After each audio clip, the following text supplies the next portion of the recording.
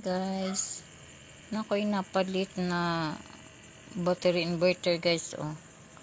Pwede siya sa TV, sa cellphone, pwede mag-charge sa cellphone, electric pan nga gamay, para ni siya kanang mag-burn out gani guys. Then maglubat yung cellphone, pwede mo mag-charge sa ani, pero syempre i-connect ni siya sa battery sa motor or truck kana.